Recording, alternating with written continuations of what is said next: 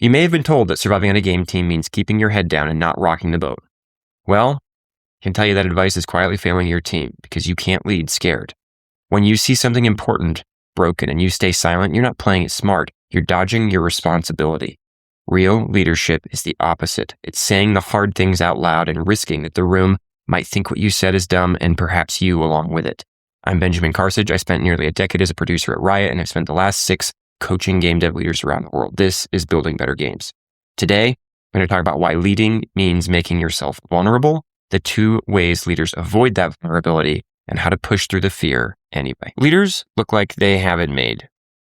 They tend to get generally higher pay. They have direct authority and a status, ability to influence the organization, have a little bit more benefit of the doubt a lot of the times because they're in charge of things. Someone who's an IC or a junior person in an organization, they don't have any of that. But despite all those advantages, one of the key traits I want to see more in leaders is courage. They've got the deck stacked in their favor, and yet they often fail to act on it. And I think a lot of times that's out of fear. So let's define some terms here. What is leadership? Leadership is influencing others towards a goal. Now I want to contrast that with management. Management is the maintenance and optimization of existing systems.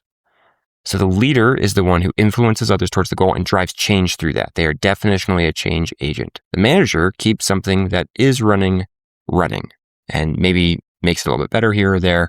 But we all need to spend some time in that leadership hat, and all organizations need more of it. Leaders, to me, have a higher bar.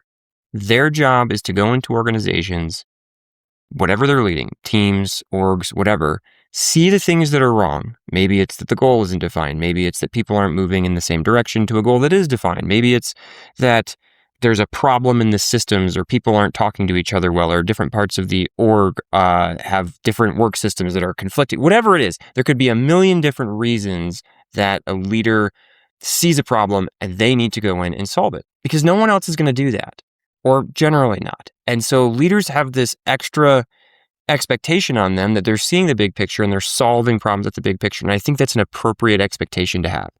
They are more responsible for a broken system than anyone else inside of that system. But again, deck is in their favor, right? They've got the higher pay, they've got the authority, the status, the influence, the ear of the stakeholders. They're perceived as having subordinates who work for them.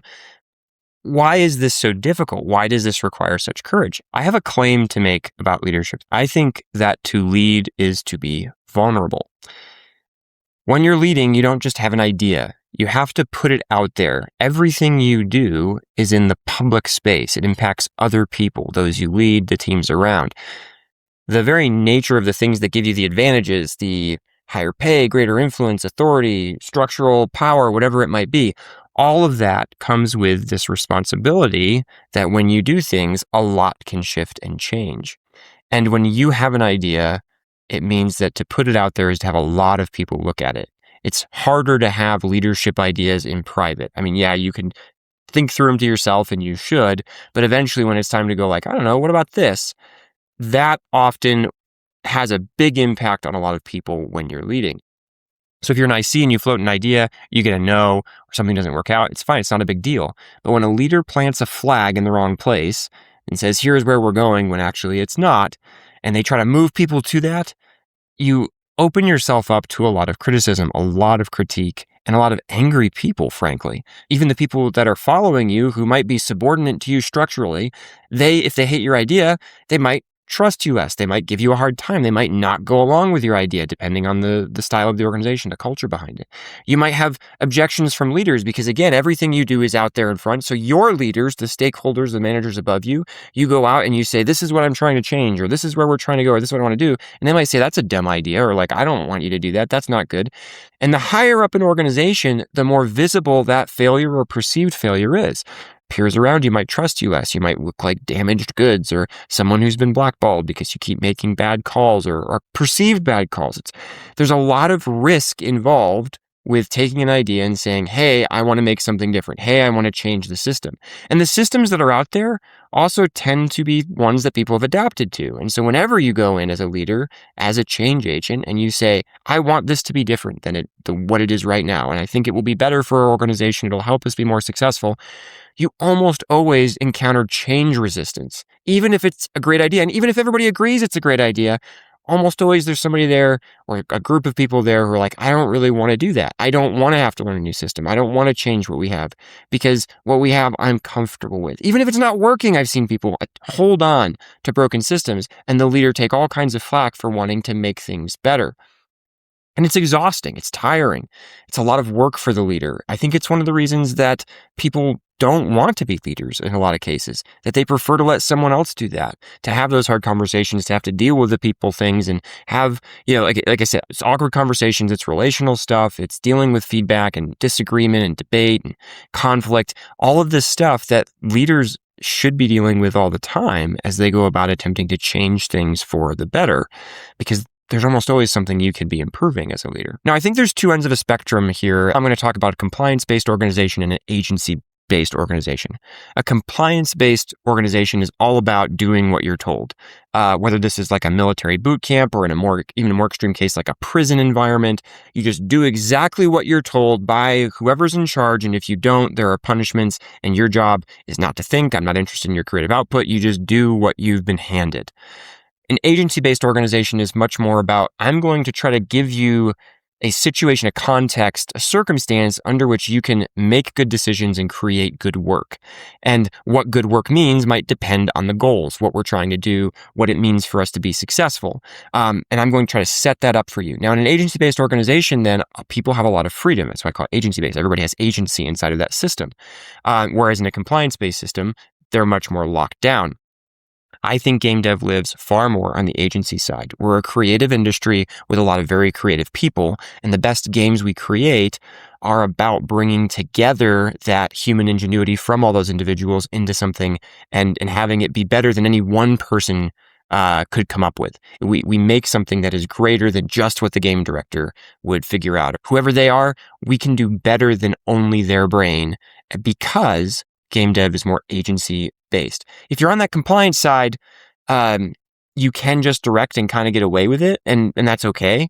Like, again, boot camp, something like that. You're not interested in the opinion of the person going through boot camp. You just make sure that they're in their formation or in their bed or whatever, eating when they're supposed to be. So if you're on that agency side, which again, that's where I think game dev is, you can't just direct. You have to influence in other ways.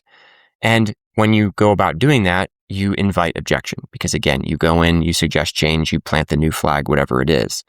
I was once at an organization. There was a leader more senior in the organization than I was that was there. They were very quick-witted, very sharp humor, sometimes not really gentle. And we were in a meeting and there were some jokes being passed around. And I made a joke that was subtly at that person's expense, just thinking, oh, we're all making little, harmless jabs at each other. And they turned and they eviscerated me. I'm not good at that game. So again, it was a very minor little thing, but they just wrecked me. It embarrassed me in front of the room. In that moment, I was a bit like, ugh, that hurts. But I'd been in the military. I'd been chewed out before. I was okay. What sticks with me today, as I think back to that and think about that idea of vulnerability, I learned you don't play verbal games with that person. I shifted my approach whenever I interact with them. I attempted to be direct, to be clear. Didn't try to be clever, didn't try to, again, make a joke at his expense or anything like that, because I didn't want to engage in that game. So I kept it all very professional. But one of the other things that happened was if I had an idea and that person or people like them, because there were a lot of people like this in this organization, if someone was around who I thought could just eviscerate me, I realized it wasn't just if I made a jab at them. It might be also if I had a bad idea, because I'd seen that. I'd seen people bring up ideas that some leader here or there had thought was poor, and they got absolutely annihilated at that point. They just boom, nuked in place. And again, it was embarrassing. It was completely disheartening for those individuals. It felt like you had to recover, and everybody's all thick-skinned, blah, blah, blah, blah, blah. But someone who had just been absolutely shredded on the spot by someone who's cleverer or quicker on their feet or like better at verbal sparring. Like, it was not a fun thing to be in. And so I think it caused people to be less likely to bring up ideas. And this comes back to that idea of, to be a leader, you have to be courageous, because when you put an idea out there, when you suggest, here's where we should go, or here's the change we should make, here's how things should be different than they are today, you might get pushback. And sometimes that pushback can be absolutely brutal. You make yourself vulnerable. And I know that happened for me. I was less likely to be bold. I was less likely to bring up an idea when I knew those people were around. I wouldn't want to take that risk. I wouldn't want to risk being eviscerated, because there's a connection actually between the idea I bring forward and me, whether there should be or not. And I think in healthier organizations, you do debate the idea, but often the person gets fused with the idea. And so when I bring the idea forward, they're not just attacking the thing I said, they're also attacking me, or thinking less of me or more of me, depending on what they thought of the quality of my idea. All of this comes back to that idea. When we're leading, when we plant those flags, when we do that, it's a public act. If I'm working on my business on the back end, doing an outline for a podcast or making a newsletter or LinkedIn post or whatever, and something goes wrong and I realize it and I fix it, it's no big deal. But when I'm doing that in the context of a meeting or a team, and I'm making those same calls and making decisions and helping the team, and then I realize I made some big mistake, I publicly made that mistake. It's not as easy to just fix it by myself and move on. Other people realize that, oh, wow, he didn't know this or he didn't know that or whatever it might be. And you better believe that most leaders are very aware of the things that might negatively impact their credibility, because they need their credibility to survive inside of the org, to have a positive impact, to help everyone else succeed and to bring their ideas forward. Does this sound familiar? You're in a leadership role at a game studio. Everyone is busy working. No one has any time. But the actual game itself, isn't in a good spot. Maybe it's the tech. Maybe it's the lack of a validated prototype. Maybe it's that every person seems to have a different idea about what we're trying to build. But you've got a job. There are reports to send, meetings to schedule and facilitate, the occasional season of performance reviews to go through. And everyone is always so busy. When you step back, it makes you wonder if everyone is just going to keep slowly walking towards the abyss until the project or game fails. Is this what it means to be a leader in games? In tech? To endlessly repeat the same sequence of meetings without really moving the needle? To spend hours trying to get Jira tickets and dashboards where they should be? To pretend that everything is fine when you know deep down it really isn't? It doesn't have to be this way. You can make a difference. You can help your team and game succeed, but sometimes you need a bit of help to get there. I've started a game dev leadership accelerator. It aims to level up leaders who see opportunities to make a difference but don't know how to capitalize on them. We'll walk through what it means to lead well and give you tools to understand your organization's challenges and implement changes to overcome them. Game dev is hard. Knowing how to lead will give you an edge. It will still be hard, but you'll be ready to tackle it. If you're interested, let me know below. Hit the link. I hope to see you in the accelerator, because I believe better leaders will help teams make better games, and I look forward to someday playing what you create. Two extremes can emerge, both of which I think are traps. One is the one where the absence of courage means this leader never speaks. They basically won't plant a flag. They won't suggest a change. They won't see the problem and say, here's how we might solve it. For fear of being perceived as wrong, or for fear of people arguing with them and telling them they're dumb, whatever might happen, whatever they're worried about happening, they don't want their idea to be attacked, so they just won't present the idea. When that happens, that leader who should be leading, I think, abandons actually their leadership. They might have it in title or they might have it in role, but they are not functionally leading. They are just coasting along. On the opposite end of that, you have the person who's just like, you know what I'm going to do? I'm just going to only lead inside of the places where I have power and authority. And when I do, I'm just going to seek compliance, as I was talking about earlier, that compliance to agency spectrum. I'm just going to tell people, this is what we're going to do, this is what you're going to do, and you're not allowed to object. And I'm going to run over all your objections. Don't worry. I know what's going on. I know what I'm doing. You sort of project this overconfidence in the sense of like, you're brilliant. You know exactly what to do all the time. You will then create an organization of people who do not want to make decisions on their own and who rely on you to decide for them, or at least look to you because they're like, okay, well, I guess we're not allowed to object. So we need to wait for whatever Ben says. And because Ben's just making every call that needs to be made. And so we'll wait for their guidance. These are both problems. And that second one might not look like a courage problem. I think it is. It's a lack of courage to be in the unknown. It's a lack of courage to be operating in a place where you don't have an answer, where you have to say something like, I'm not sure what to do here. Maybe we'll have to take some time to think about it. for some people, that's the thing they're trying to avoid. And so much of their life is about staying ahead of that by just making every call, acting like they know what they're talking about, always having an answer. So you have these two opposite extremes. The person who becomes so timid and has no courage that they will not even bring forward an idea, and the person who is so uncomfortable with the idea of being vulnerable that they'll just force all their ideas through and not accept any objection. The first is, if you've ever heard the phrase, don't make waves, don't rock the boat. That's how you survive here. That encourages that timid leader. The other, the stereotypical leader, always telling everybody what to do, directing, ordering, and often not actually having the positive impact they could have because, again, they're running away from themselves. Both of them are running away from themselves in a different way. These are dodges, and it makes both sides less effective. One refuses to admit that they don't know, and the other refuses to actually step up and put their ideas out there. Now, later in my career, I had this team I was on, and I'd basically attempted to do something that was very complicated with them, and it had totally failed. It had been like a first stab at it. It went really badly. I felt like I got embarrassed. I got egg on my face as a leader. I felt like I lost credibility. I thought people didn't trust me. All sorts of things were bad. And I started rationalizing why it didn't work. And I was like, well, it was too hard. You can't really do that thing. It's impossible, blah, blah, blah. And there were other people who were around me who were like, yeah, Ben, I think that's probably right. There's just no way to know. And they were encouraging the idea that, you know what, Ben, yep, you borked it, but it's okay. You can't do that. That's impossible. Problem was that impossible thing was a core part of my job. And I pushed it off for a while, but eventually I realized if I don't do this thing, I think I'm going to get fired. And what was interesting is, I say this because, I'm trying to give a story about courage. But really that fear of being fired, I was more scared perhaps of being fired than I was of me not trying this. And that gave me the courage to go and step forward and try something difficult. And so even though my first effort had been terrible and I didn't really know how to do it, I went and I put a lot of more thought into it than I had the first time. And I got buy-in from a lot of people, and I basically redid the work, but in a better way. And it had its bumps. There were people who disagreed with it from start to finish. There were people who weren't happy the way I was doing it. They raised their objections, their problems. The end result, though, was very good for the organization. Even though I had to push through all that pain, all that objection, I had to be vulnerable. I had to step out and say, I don't know exactly how to do this, but this is what we're going to try. And then I had to deal with all the flack. And then I had to continue to walk through that and learn and iterate. We improved it over time too. I tried not to be, no, my way or the highway. It was like, okay, we can improve and we can learn as we do this. But in the end, it had a lot of value. It added a lot of value to the team. It added a lot of value to the organization. And had I not had the courage to do that, best case, we would have just not had the value that thing provided to the team. And worst case, I would have been fired. So I was really happy not to have either of those things happen, right? And that this actually did become something that was useful.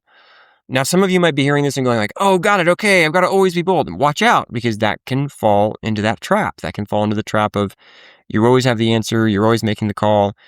That's not what I'm trying to point out to you. I am saying that you need to develop courage to step up and be vulnerable as a leader and be willing to put out the things that you see as problems, and also how you're going to help make them better. And sometimes, by the way, it might be a problem that's over your head. That doesn't mean you're off the hook. If you're a leader in an organization and you see my team is going to fail because of something that's outside of my team's control, outside of my control, it becomes your responsibility to go find the people who can drive that change and attempt to get them on board. And all of that, again, creates vulnerability for you. You're going to tell someone something, you're going to bring a problem to a senior leader, right? And you can do all you can to word that the right way. And like, here's the solutions that I have, and here's the decision matrix and all, whatever it is. But the reality is you still have to be the one who goes and says, hey, I see this. It's a problem. I want to make it better.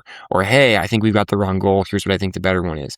Whatever that looks like, you have to go and be vulnerable and risk both the team not liking what you're doing, the stakeholders not liking what you're doing, and the people around you potentially being like, I don't understand. I don't know why you're like, you seem to be messing everything up. Now, to come back to something I talked about earlier, you need to develop the comfort with not knowing. If you're a leader, you're going to be vulnerable. You're going to put ideas forward that might not go over well. You're going to put ideas forward that might be bad ideas, that might negatively impact the organization, and you'll be responsible for that. You won't always know what the outcome will be, and you won't always have all the context to make the best decision. It's okay. You still have to sometimes make those decisions, but don't rush them.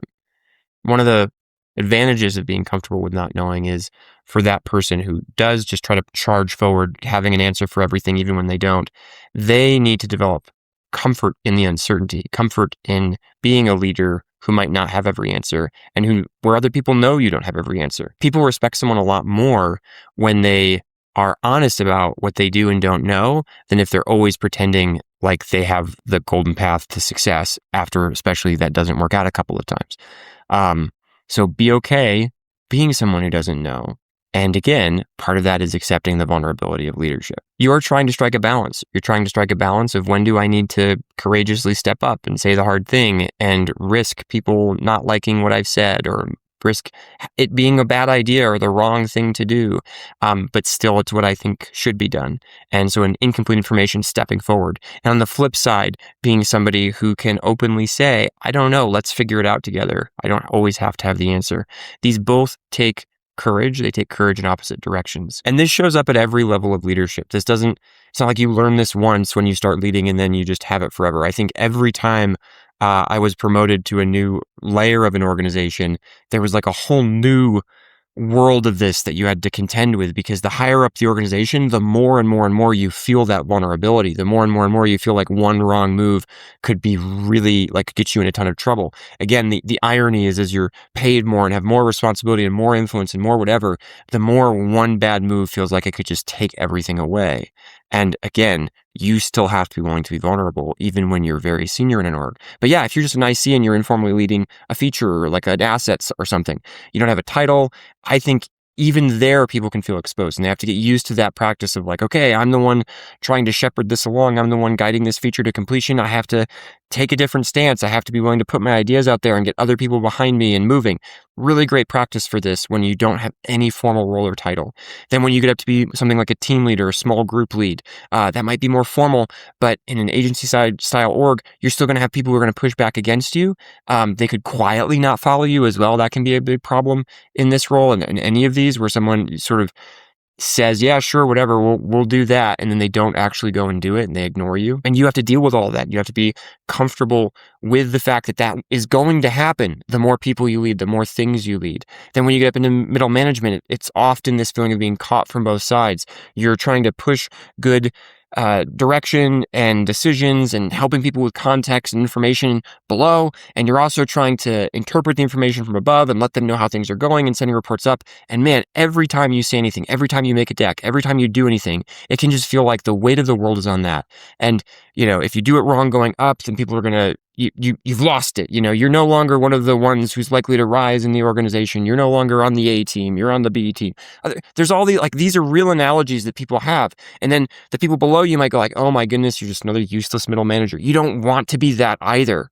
And so you can feel like every decision you make, everything you try to do is just an opportunity for everyone everywhere to attack you.